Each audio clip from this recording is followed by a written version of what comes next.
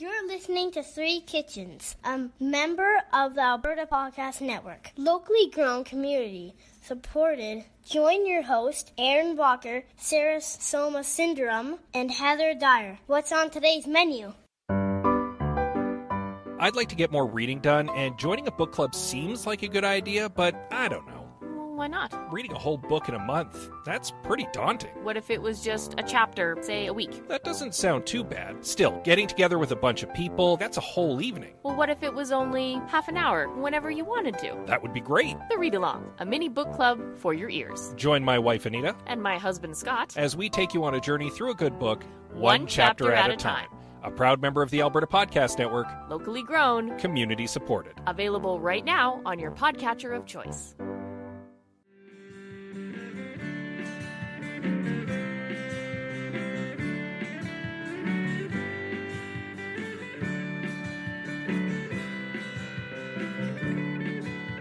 Well, ho, ho, ho, Merry Christmas. Ho, Happy ho, ho. holidays. Happy holidays. Happy holidays to 3K listeners. Exactly.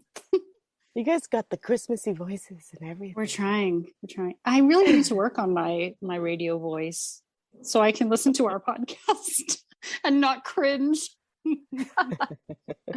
I don't think it's possible to listen to our own voices and not be like, ugh. It's tough. It's such a weird thing, isn't it? Yeah. Mm-hmm. I prefer the sound of it in my own head. Yeah. Hello, listeners. We are back. All that was to say hello. All that was just a hello. Our minds are sort of exiting at this stage. Yeah. Right? We can't keep a thought. We can't keep track of anything. There's something I definitely am forgetting. You don't know what it is. But I don't know what it is, but I know I'm forgetting it. Because Christmas is upon us, school is almost done. Yes. And we had this idea to do a cookie exchange that might have gone a little sideways, but thanks to Erin. Aaron saved the day. He may have saved this episode. So we brought it all together in the end. That's what we do. Three become one. That's right. We all have to work together. Not one of us could do this all alone. Can you imagine just having a podcast by yourself? No thanks. No. who would you talk to? The wall? Hello. It'd be no fun. Hello, Celine. You could set up your volleyball and paint a face on it, just like Wilson. That's it, Wilson. Hello, Wilson. Wilson, what'd you think of the cookies? Yeah, exactly. I guess you wouldn't get any bad reviews. That's true. Just silence. Just silence. We went kind of all over the world for these cookies. Yeah. We did. I hope I will pronounce it correctly. I made Buñuelos. Buñuelas? Oh, shoot. Is it O's or A's? I wrote it with an A. I hope that's right. Buñuela. It is a Mexican, kind of more like a fritter than a cookie. Mm-hmm. And it's very similar to a Scandinavian rosette, if anyone's familiar with that, which is what I grew up with. My mom used to always make them. And that's what I was going to make. And then I came across this variation from Mexico that is just a little bit different. So I tried those instead. And it's a buñuela. That's what my kids told me. But the way they say it sounds much better. The little squiggly over the N just flows when they say it.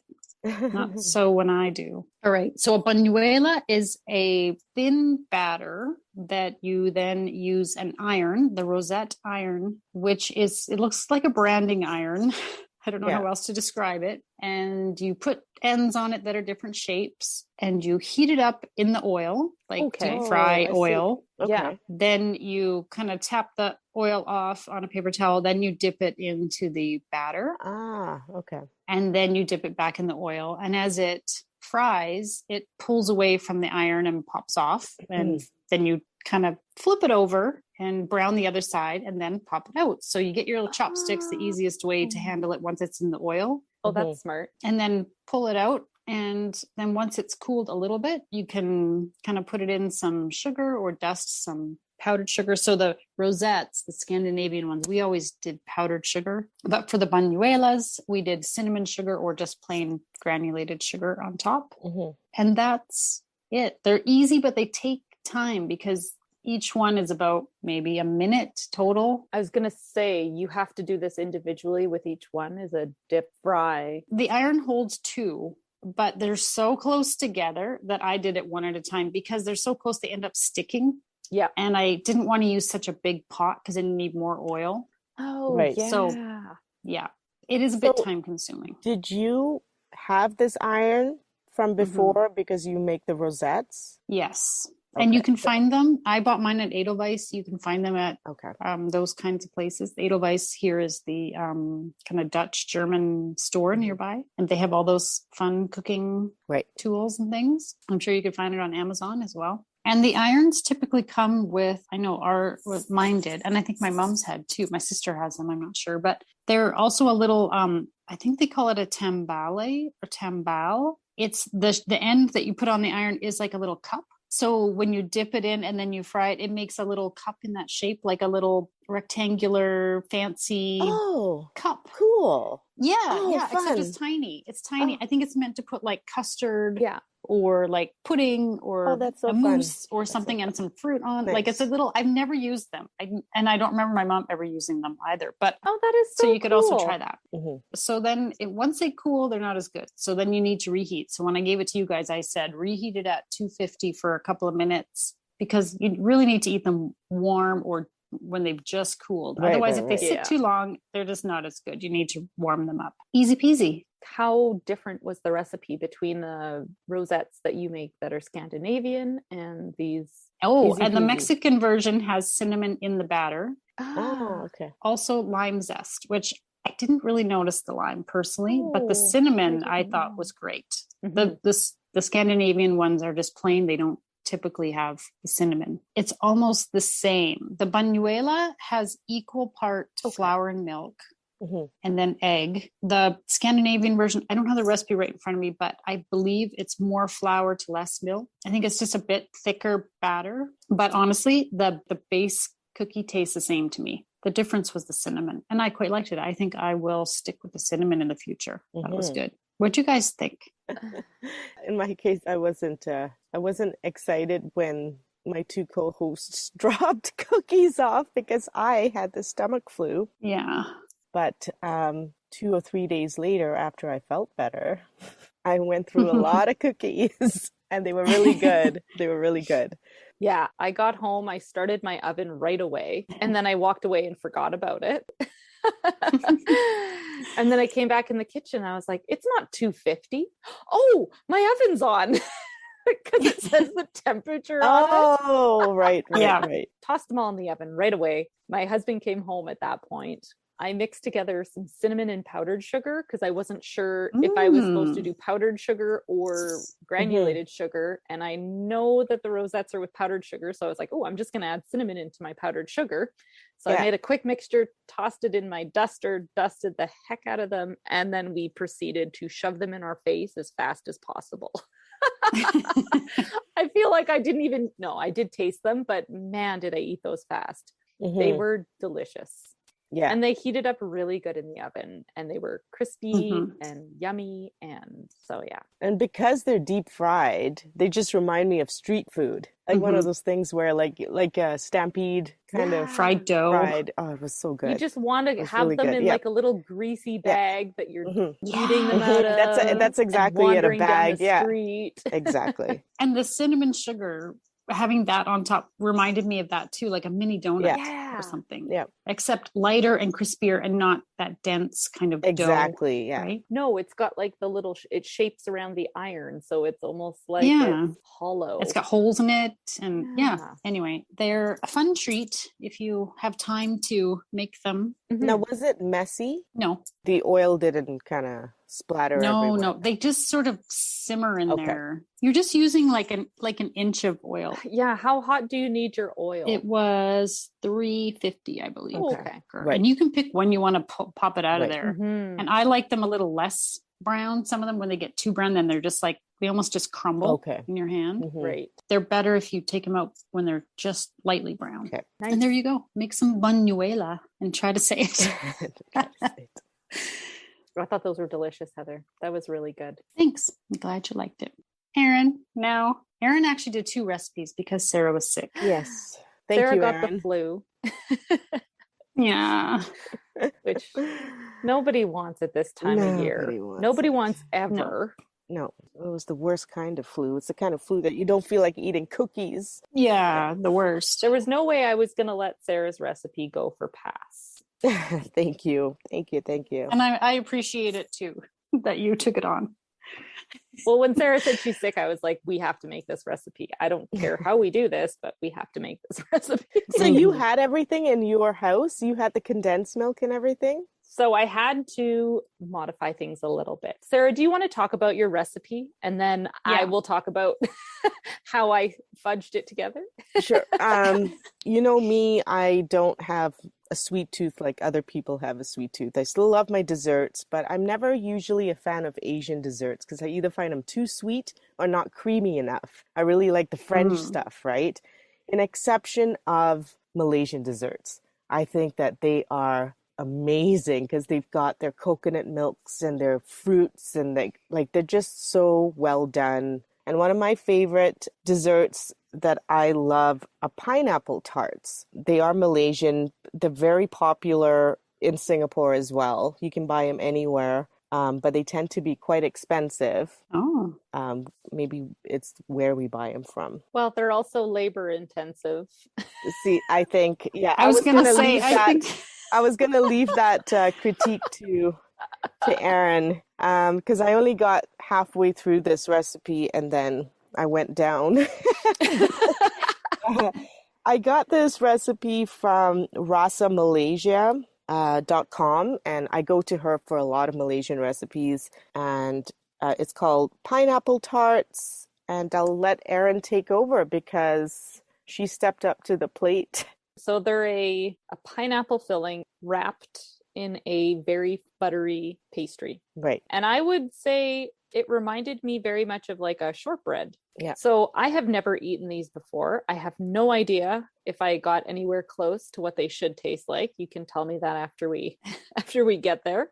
The pineapple filling, I only had one can, so I only made a third of the filling that they recommended in the recipe. And instead of using whole cloves, which I did not have or could not find, I just put some ground cloves in and I just kind of sprinkled some in until I was like, yeah, sure, good enough.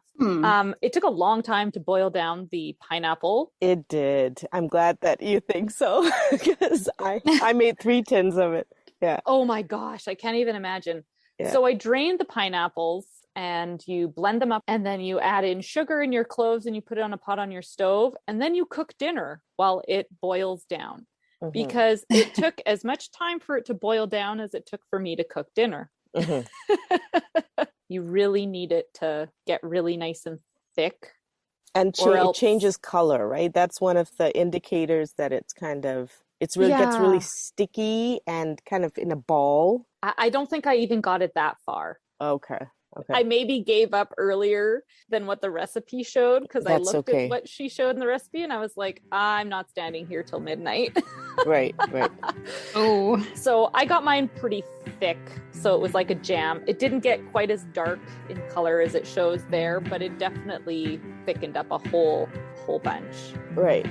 So I just put it in the fridge overnight. The dough, I halved the recipe because I only had a third of the filling. So let's pop out and I'll talk about the dough. With Pod Power, our sponsors are making it possible for us to amplify the voices of Albertans and Alberta podcasters. This episode, Edmonton Community Foundation is helping us give a Pod Power shout out to Overdue Finds, an Edmonton Public Library podcast. Bryce Crittenden and Caroline Land host conversations about books, movies, music, pop culture, and other interesting news about Edmonton. It's a great way to learn more about what's happening at EPL and how you can use your library card to access all of EPL's in-person and online services. To listen and find out more about Overdue Finds, head to epl.ca/podcast. Okay, and then for the dough, I cut the recipe in half because it had 2 egg yolks in it, so I could not possibly cut it into thirds. Oh, right. Okay. Yeah. So it made a very crumbly dough that had to be kneaded, kind of get it to come all together. Right. The egg yolk adds a little bit of moisture, but most of it's coming from butter. I just grated my butter to speed up the warming process. Right. And then you mix everything together. You get this like crumbly dough, but as you knead it and mash it with your hand, it turns into that shortbread consistency of dough. So you just have to really work it to get it into a dough form. So then I just rolled this dough out into like a rope and cut it into 16 even pieces. Okay. You can't roll this dough out with a rolling pin on a counter or anything. It just did not work for that. It kept crumbling. It doesn't hold together. Yeah. It's easy to work with once you start figuring out how to work with it, but it took me a little bit of time to figure that out. Right. Because it is so buttery and flaky. You really have to like smash it and press it. They didn't provide me with pictures on how to go from dough to pineapple. So but they did use words. And so flatten the pastry dough in your palms and put in the pineapple filling in the middle. Then use the dough to cover the filling. That wasn't really sufficient for my needs, but I figured it out after many tries. Oh boy. This dough is really buttery and flaky, so it doesn't like hold together like a more glutinous dough would. So it was very like, it was fussy, but I expected no less from Sarah. Thanks. Fussy Sarah. Because she likes the fussy recipes. Yes. Yeah. Erin said to me, oh, this was a Sarah recipe. Oh, that's funny. So it took a little bit of figuring out how this all goes together, but 3 or 4 tries on the first one, and then I had it down. Right. You know, and I mean, the first couple tries was me trying to roll it out and realizing that that's not going to work.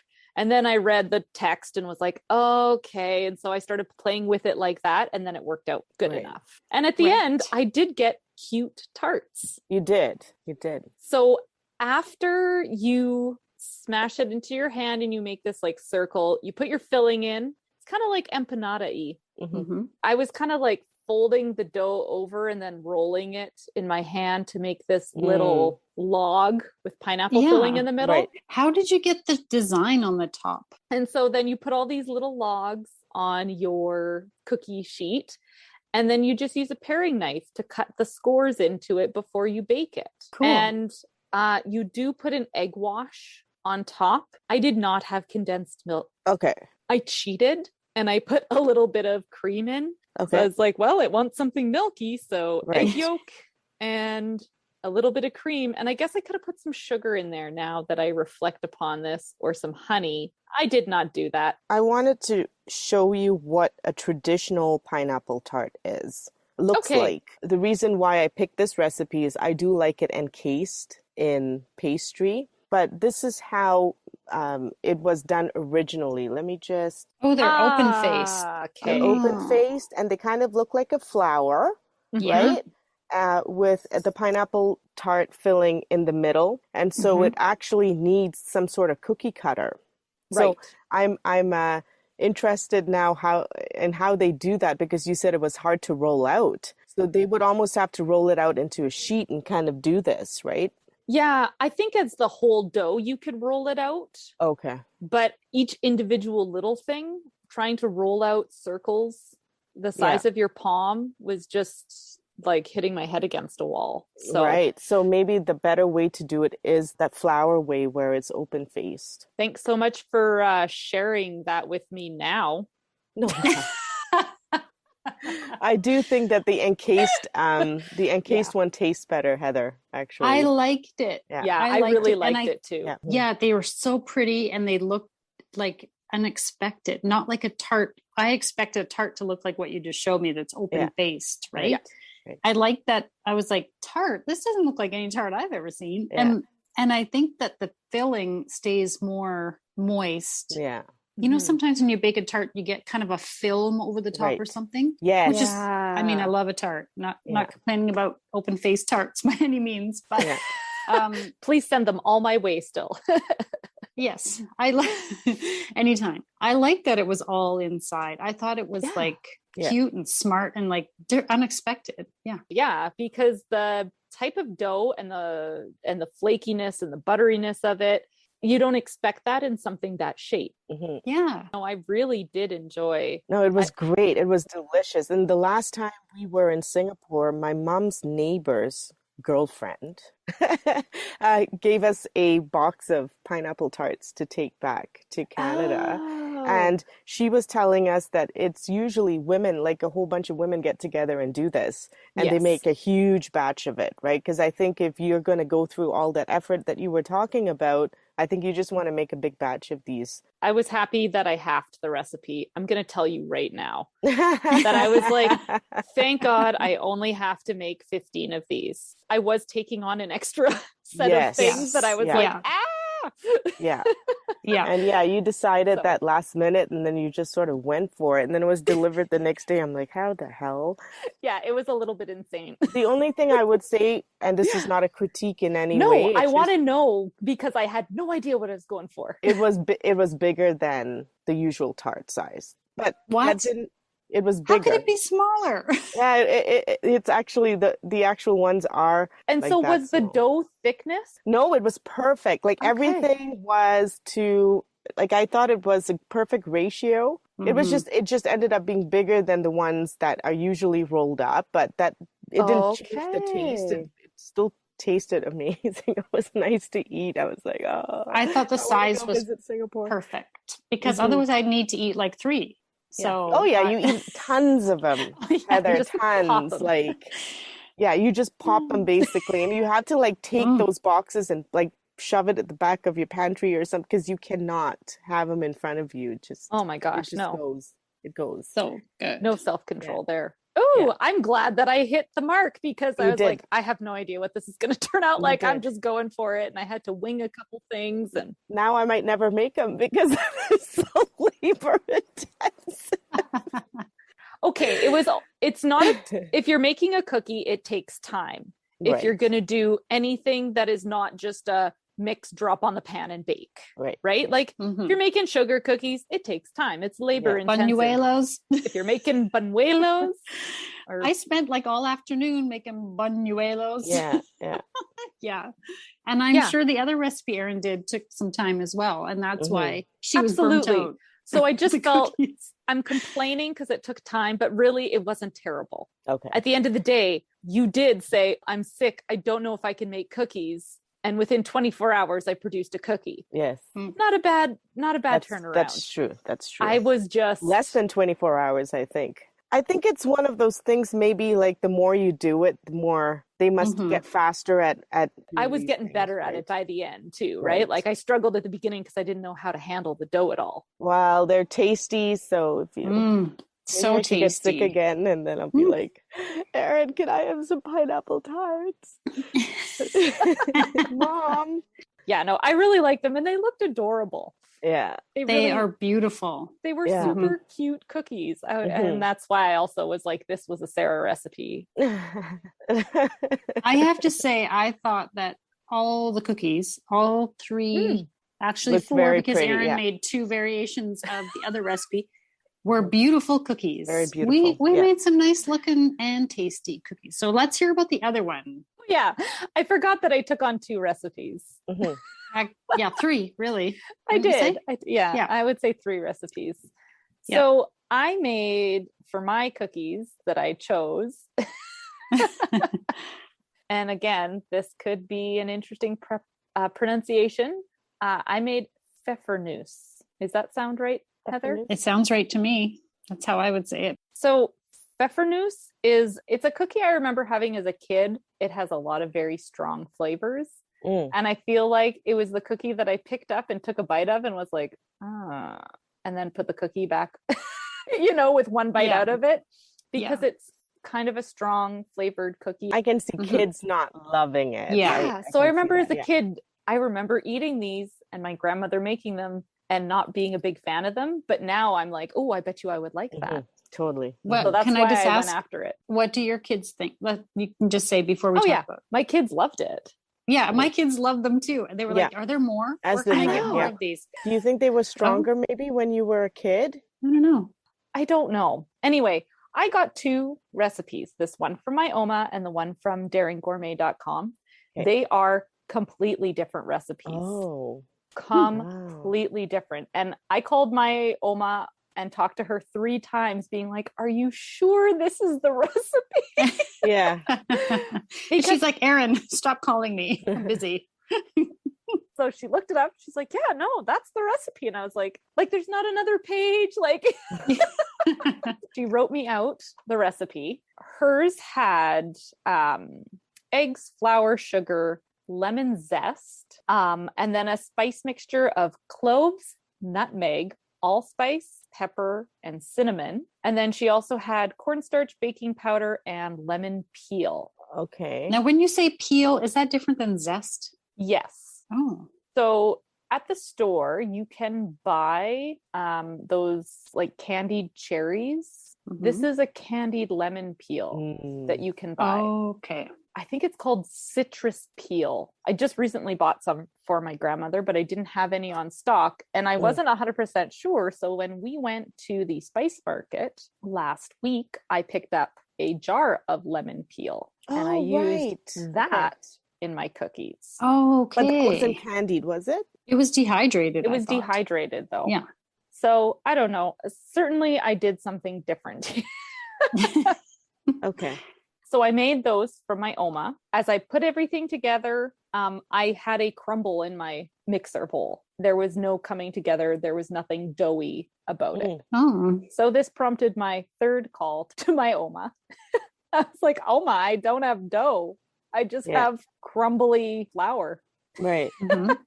And she said, oh, so just start adding a tablespoon of butter and a tablespoon of rum until it comes together. Rum. Oh. And I was like, oh, okay. So 1 tablespoon of rum, 1 tablespoon of butter. Then I had a dough that would come together. Had any rum gone into this prior to this? Oh, okay. That's so funny. Just add rum. This is just like one of those things Rum you just fixes know. everything. Yeah. You don't write it in the recipe. You just know that, if you need a bit of moisture, add some rum. But when you think about it, with those other flavors, rum sounds perfect. It went perfect, right? Yeah. So out of all the things that were in the recipe, there is no butter in this recipe until I called my Oma and said, Interesting. it's not coming together. And so I only added a tablespoon of butter to this. Yeah. And that's kind of different. Mm-hmm. Yeah. So you roll out a rope, you slice it into portions, you roll them into little balls, and then you put them on your cookie sheet, bake them for 15 minutes, pull them out, let them cool, and then you dip them in icing sugar and water that you've made.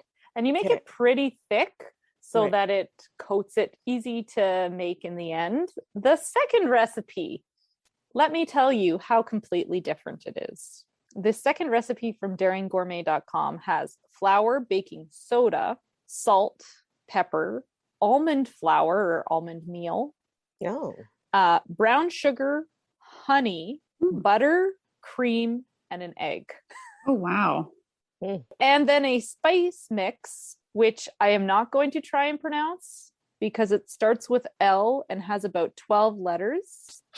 That's German for you. But I think it translates roughly as gingerbread spice. Okay. Is what I'm being told. I showed my Oma this and I was like, do you know what this is? And she was like, oh, blah, blah, blah, blah. I was like, I'm not even going to try that. Nope. I'm just going to there's give no up vowels right now. in this word. Yeah. Where are the vowels? How are you getting that from this? Anyway. Yeah. It is a mixture of a whole bunch of spices. I just used the already ground spices that I had in my cupboard.